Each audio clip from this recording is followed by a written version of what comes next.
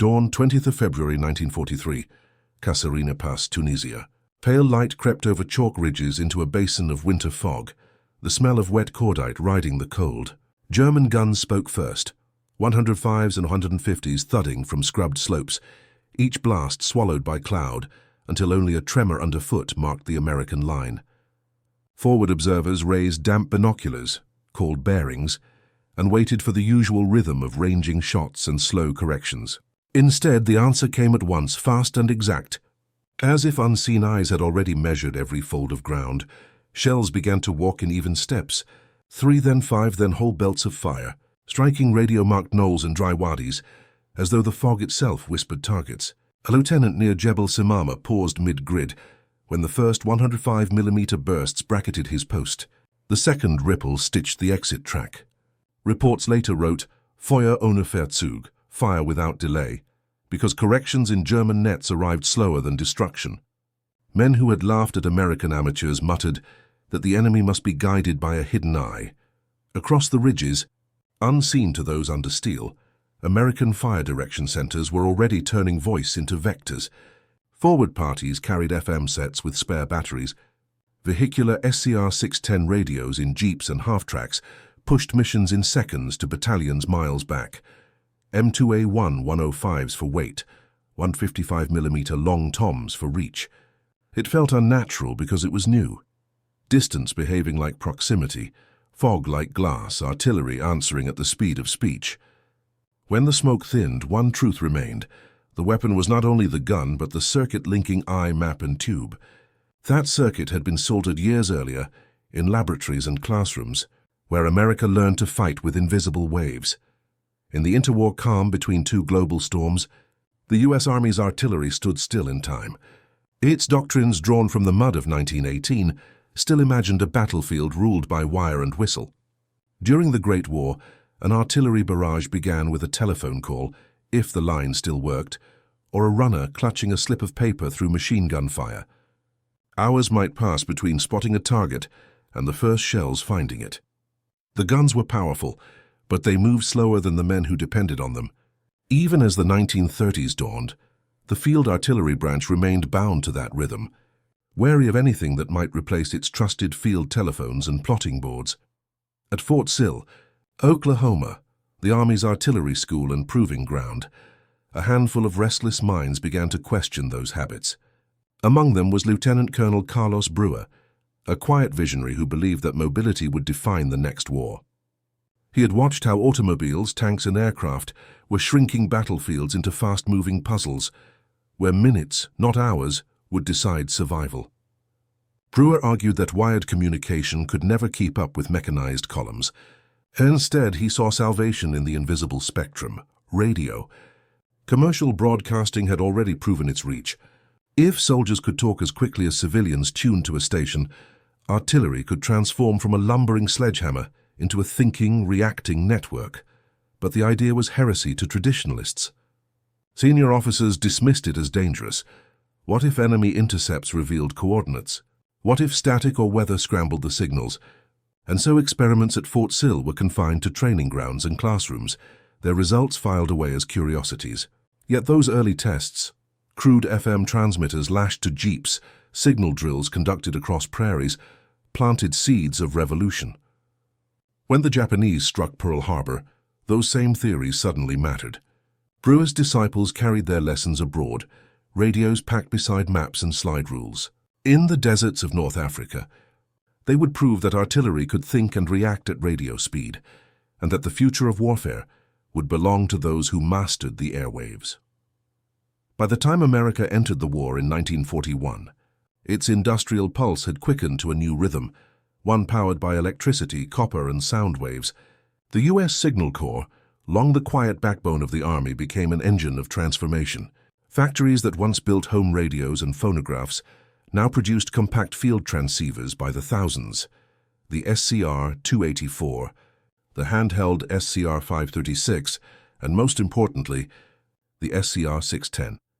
Each one stripped communication down to its essence, portable, immediate, and nearly foolproof. The SCR-610, introduced in 1942, was a revelation, a 27 to 38.9 MHz FM transceiver capable of clear transmission over 5 to 10 miles, even through static, smoke, or gunfire. Its frequency-modulated signal ignored atmospheric noise, a quiet triumph of physics that no Axis army could yet match. FM radio was America's hidden miracle. German forces, still reliant on AM sets like the Turner Few D2, fought daily against static and interference. Their communications were strong but fragile, bound by wires and vulnerable to weather or shrapnel. The Americans, by contrast, spoke through the ether. A forward observer with a jeep-mounted SCR-610 could sight a German battery through binoculars, thumb the transmitter and speaker correction, left 50, add 100. Within seconds, guns miles away adjusted their elevation. What once required minutes of guesswork and runners now unfolded at the speed of conversation. Each piece of American artillery, the 105mm M2A1 howitzer, the nimble 75mm pack gun, even the great 155mm long tom, became a thinking organ in a living body. Reports flowed outward, corrections came back, and fire walked across enemy lines with eerie precision. German officers first dismissed tales of radio-controlled fire as propaganda, a boast from an inexperienced army. But in Tunisia's hills and Libya's deserts, they saw the truth written in arcs of flame and shattered armor. The Americans had turned communication itself into a weapon, and the battlefield would never move at the same pace again. November 1942, the dawn light over. North Africa revealed an army still learning how to fight a modern war. Operation Torch had brought American troops ashore at Algiers, Oran and Casablanca, their vehicles still bearing factory paint, their radios smelling of new insulation. Among them rode the future, jeeps fitted with SCR-610 sets, aerials quivering over dunes, their operators trained to call artillery fire while still on the move. For the first time, forward observers didn't have to stop, dismount and unspool wire to connect with the guns behind them. They could ride with the tanks, listening to the growl of the new M4 Shermans ahead, and talk entire battalions of artillery onto targets without ever leaving the column.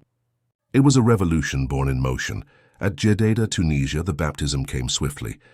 As American forces of the 1st Armored Division pushed eastward, German panzer grenadiers struck back with veteran precision. The first engagements were chaos, radios overloaded with overlapping fire missions, units shifting frequencies mid-battle, confusion spreading through the static. The promise of instant coordination faltered under the weight of inexperience. Kasserine Pass, in February 1943, drove the lesson home with blood. There, the Wehrmacht's counterattack shattered thin American lines. Guns that should have answered instantly hesitated for want of order.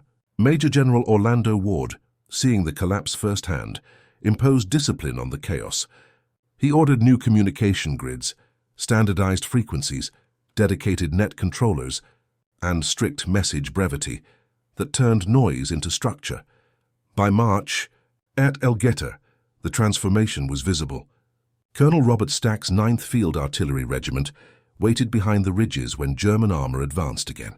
One transmission from a forward jeep unleashed 54 guns in perfect unison. Shells landed like a metronome, every impact closer, every correction instant. When the smoke cleared, prisoners spoke in disbelief. The American shells followed our movement. They could not grasp that the enemy's eyes and guns were now bound by invisible waves. North Africa had proven it. The artillery no longer moved with the army. It was the army's nervous system. Sicily would only confirm how far that evolution could go. By the summer of 1943, a quiet alarm spread through the corridors of the Oberkommando des Heers. Reports from Tunisia and now Sicily carried the same unnerving refrain. American artillery fire arrived too fast, too exact, and too often to be explained by chance. Battery after battery reported being bracketed within seconds of opening fire, as though unseen eyes had been waiting for them. In June, the German High Command circulated a classified assessment acknowledging the pattern. Its language was dry, but the implication was chilling. Rapid coordination between forward patrols and batteries by means of shortwave apparatus. The phrase marked a subtle admission. The Americans had mastered something the Wehrmacht had not.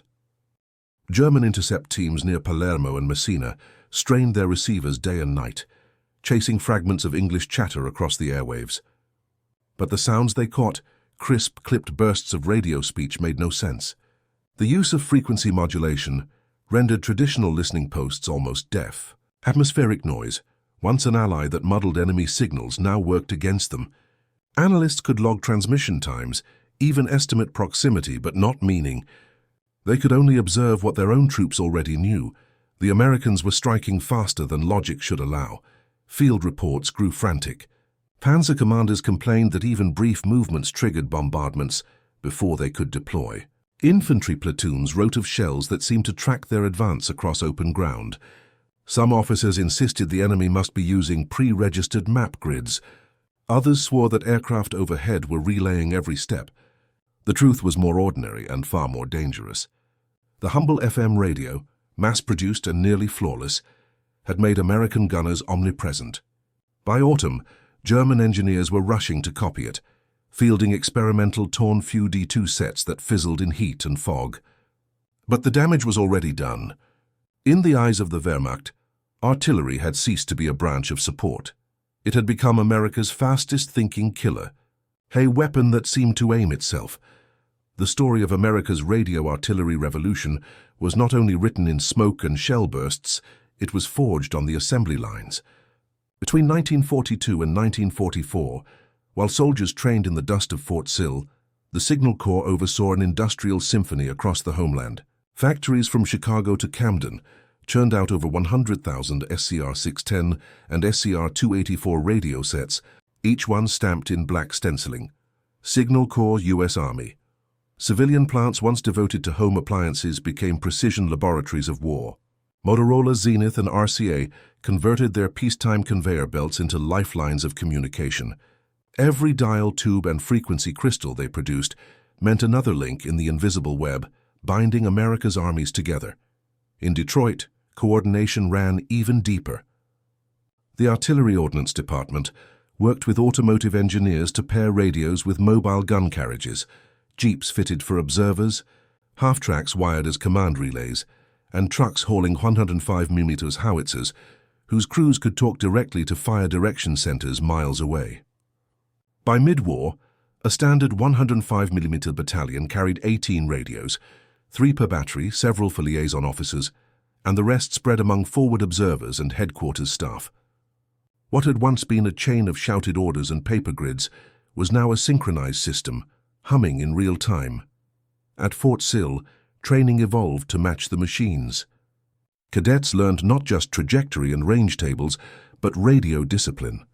Call signs standardized by unit, brevity codes honed for speed, and authentication checks drilled until automatic. Where the Germans rationed radio traffic, fearing shortages, interception, or sabotage, the Americans flooded the battlefield with signal power. From platoon scouts to corps artillery, every level could communicate laterally and vertically in seconds. Behind it all stretched the logistics that made it possible: convoys carrying spare parts across the Atlantic, Signal Corps depots stacked high in England, and technicians who could repair a burned-out transmitter under shellfire. Industry and doctrine had merged into one machine, scalable, flexible, and unstoppable. When the Allies landed at Normandy, those same radios that once guided fire across the dunes of Tunisia would now synchronize the greatest artillery barrage in history. June 6, 1944, dawn over the Normandy coast. The sea boiled beneath a grey sky, landing craft pitching through the surf, while the air throbbed with the staccato rhythm of gunfire and radio static. Amid the chaos, the true orchestra of invasion played not with bugles but with headsets and call signs. Forward observers, crouched behind sand dunes and shattered seawalls, spoke in clipped bursts into their SCR-610 and SCR-284 sets, giving bearings and ranges between breaths. Offshore fire direction centers aboard command ships received those coordinates, calculated trajectories in seconds, and relayed firing data to hundreds of waiting guns. The first waves of troops might have been pinned behind hedgerows and seawalls, but their artillery, floating miles away, was never blind. The U.S. 4th Infantry Division's artillery fired over 25,000 shells that day, most of them guided by voices the gunners never saw. Each call crackled across the air like electricity. Left 100, add 200, fire for effect, and within moments, beaches once dominated by German machine guns became plumes of sand and smoke. By nightfall, entire batteries were operating by radio relay alone, firing on coordinates transmitted through handheld sets from the front. The link between observer and gun had shrunk to seconds, a chain of steel and speech. As the Allied foothold expanded inland, battalions such as the 37th Field Artillery refined a deadly art, time-on-target barrages. Using synchronized watches and precise radio timing, dozens of guns from dispersed positions fired so that every shell landed within seconds of the others, a single shattering instant of destruction. German defenders at Saint-Lô and Carentan wrote of lightning barrages that appeared without warning and vanished as quickly, only to erupt again miles away. Major Rudolf Witzig of the Fallschirmjäger called it fighting a god with a stopwatch. German intercept teams, desperate to decode the method, found nothing. FM signals, short-ranged and directional, vanished before they could be traced. Every attempt to triangulate an American net ended in silence. The Wehrmacht's counterattacks withered before they began, smothered by fire that seemed omnipresent, yet invisible. Normandy became not just a battle of men and machines, but of transmission and timing, a storm of steel guided by invisible hands. As the hedgerows fell and the breakout began, that same radio-driven precision would fuel the next great movement, the relentless race across France, July 1944. The hedgerows of Normandy erupted in thunder. Operation Cobra, the long-awaited breakout, began with a sky-shaking carpet of bombs, but what followed on the ground proved even more decisive. For the first time, radio-controlled artillery operated not as background support, but as an extension of maneuver itself. As Lieutenant General George S. Patton's Third Army surged through the German front, the air above France vibrated with constant radio chatter. Forward observers bounced in jeeps beside tank columns, their SCR-610 sets tuned to precise frequencies, calling in fire while still rolling across shattered roads. Every few miles a new net opened, a new fire mission began. It was war conducted at the tempo of conversation. The genius of the system lay in its fluid command. Observers no longer waited for headquarters authorization.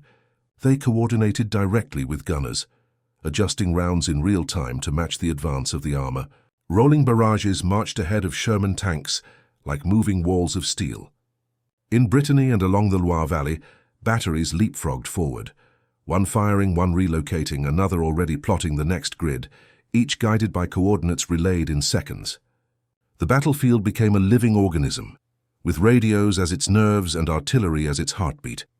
At Mortain in August, when Hitler ordered a desperate counterattack by the 2nd SS Panzer Division, the system met its supreme test. The 30th Infantry Division, nearly encircled, used FM radios to summon an instant coordinated barrage. Within minutes, over 25,000 shells fell on the German columns, shredding armor before it could deploy. Survivors spoke of artillery that thought, of fire that seemed to anticipate every movement. Even as fuel shortages and broken supply lines strained Patton's drive east, radio kept the army coherent, a web of instant communication holding chaos in check. To the German officers who had lived by rigid command chains, this speed was unthinkable. Artillery had ceased to follow movement. It was movement. By September, as Allied spearheads reached the Moselle and the borders of Germany, even the most hardened Wehrmacht veterans understood that America's real weapon was not its vast numbers or its tanks. It was the invisible network that bound them, turning every gun into a voice and every order into immediate fire. December 1944. The Ardennes lay buried under a cruel winter. Snow fell in thick, muffling sheets, swallowing the sound of movement and turning roads into rivers of ice. Out of that silence, the Wehrmacht struck, Hitler's last gamble, a massive counter-offensive meant to split the Allied front in two. For days, visibility was near zero, the sky locked in grey, radios crusted with frost. Yet amid the chaos, American artillery spoke with impossible precision. The same network that had guided fire through France now braced itself against the cold, proving that communication, not weather, decided survival. At Bastogne, where the 101st Airborne Division held its ground under siege, Forward observers crouched in snow-laden foxholes, gripping their SCR-536 handy-talkies. The compact radios, barely larger than a brick, became their lifelines. Cut off from resupply and surrounded by German armor, the paratroopers still reached artillery units positioned miles beyond the encirclement. Each message, short, calm, exact, traveled through frozen forests, relayed by field expedients. Jeep, radios turned into signal relays, tank transmitters repurposed as amplifiers. Within minutes, distant 105s and 155s answered, their shells landing with surgical accuracy on advancing Panzer Lehr columns. German officers watching from the tree lines were baffled. Their own sets crackled uselessly in the storm, while American barrages struck as if directed by radar. Post-battle reports spoke in disbelief of fire arriving through snow and cloud. In truth, there was no secret device, only meticulous training, disciplined radio procedure, and a network built with redundancy. The Signal Corps' doctrine ensured that no unit ever vanished into silence. If one frequency failed, another carried the call. When the weather grounded Allied aircraft, radio-controlled artillery became the only weapon that could still think and respond in real time. German diaries captured after the battle told of men who swore the Americans could see through the snow. By January, as the offensive collapsed and the frozen forests echoed with retreat, it was clear that the radio had not just made artillery faster, it had made it indestructible. The invisible weapon of winter had turned the tide for good. Amid the thunder of guns and the hiss of static, it was always a human voice that tied the system together. Every precise barrage, every perfectly timed strike, began with one man staring through binoculars, radio pressed against his cheek. Forward observers like Lieutenant Charles Orndorff of the 12th Field Artillery carried their SCR sets through mud, snow and shellfire, moving with the infantry they protected.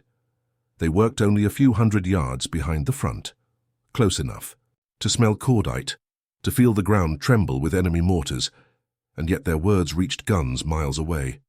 Their task demanded a strange calm, to speak clearly while chaos screamed around them, to turn flashes and smoke into coordinates and degrees. Each phrase, left 50, add 100, was the language of annihilation, recited with precision, measured in seconds. The system's strength lay in trust. Artillery crews never saw the men who guided them. They heard only the clipped voices beyond the static, and believed without question. Those unseen voices could summon thunder or spare a friendly line, but one wrong digit could turn the same power inward. Many observers never lived to see the results of their own fire. Some died moments after transmitting their final correction. Their last words carried through the net to guns still firing on their behalf. Training manuals called these men the nerve endings of the battlefield, but even that undersold their role. German interrogations of captured observers revealed disbelief at the autonomy granted to them.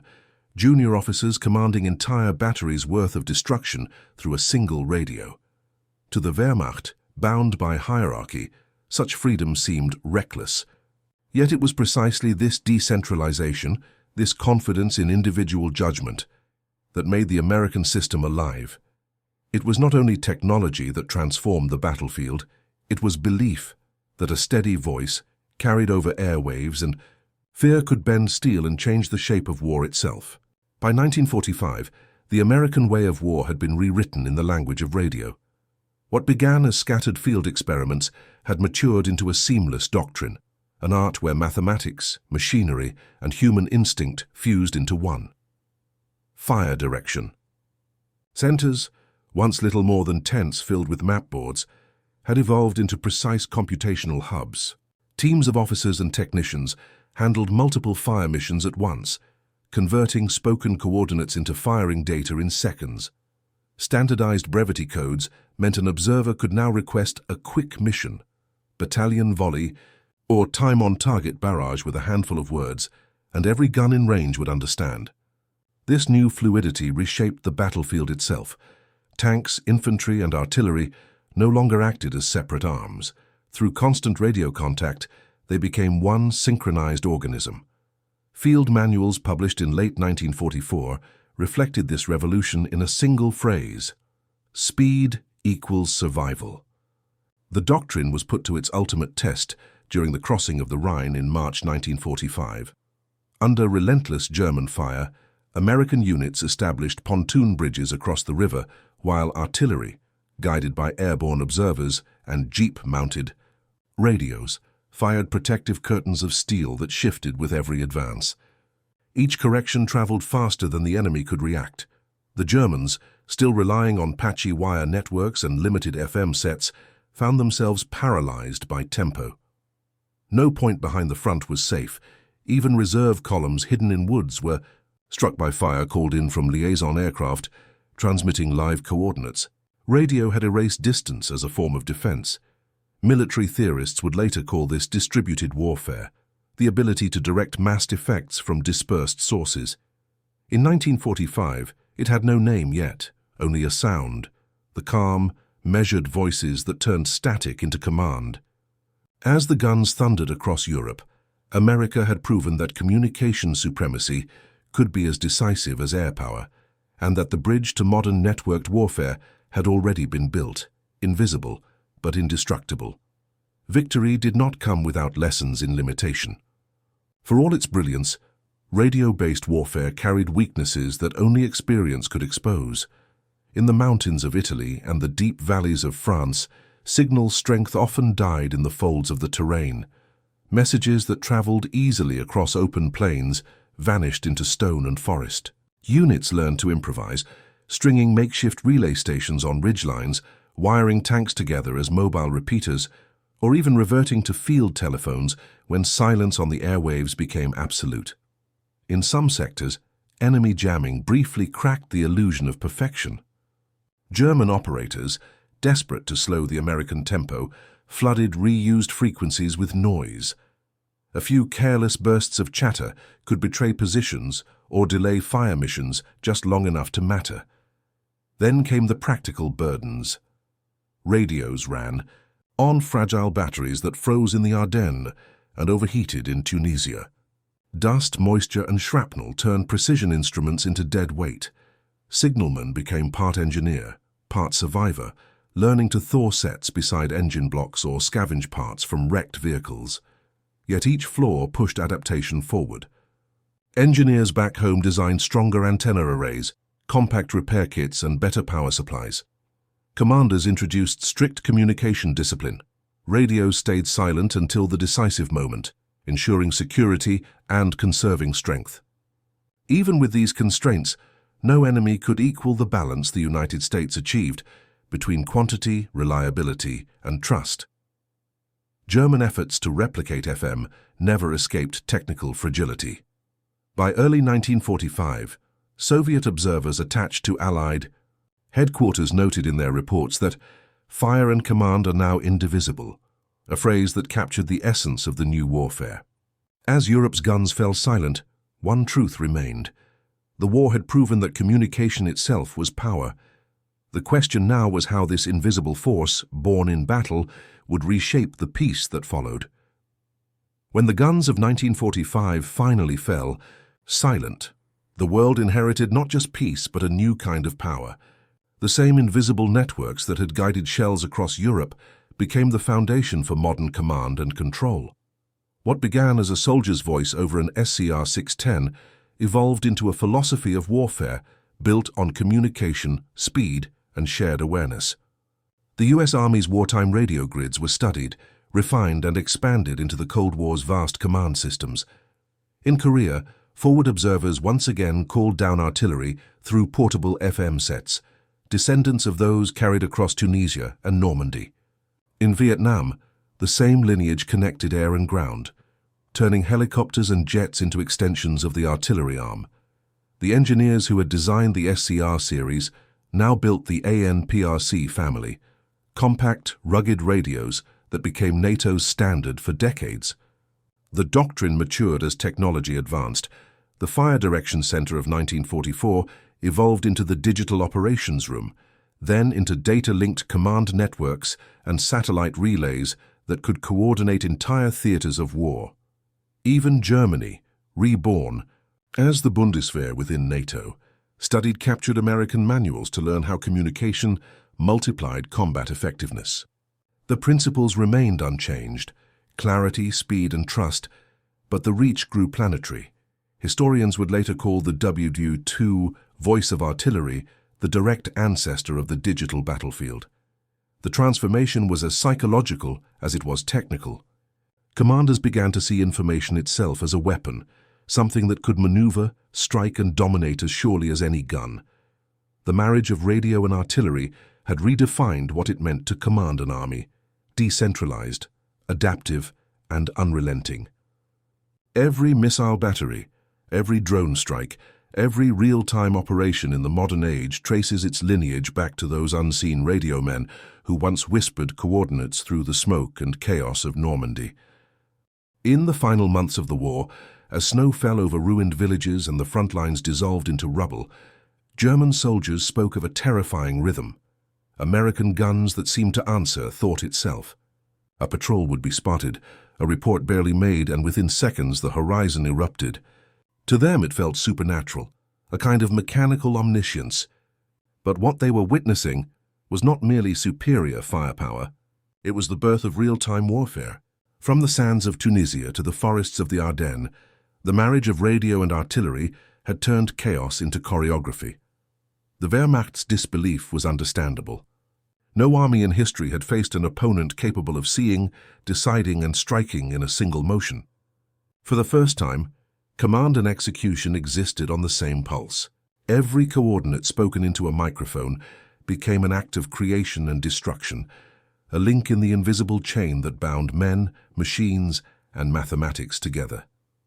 Those transmissions never truly died. Their echoes persist in every encrypted signal that now guides steel and fire across continents. The web that began with field radios and trembling human voices has become the nervous system of modern warfare. The men who once whispered coordinates through smoke and fear could not have known they were inventing the language of the future. And in the end, one truth endures. In World War II, America's most devastating weapon was not the shell itself, but the signal that unleashed it.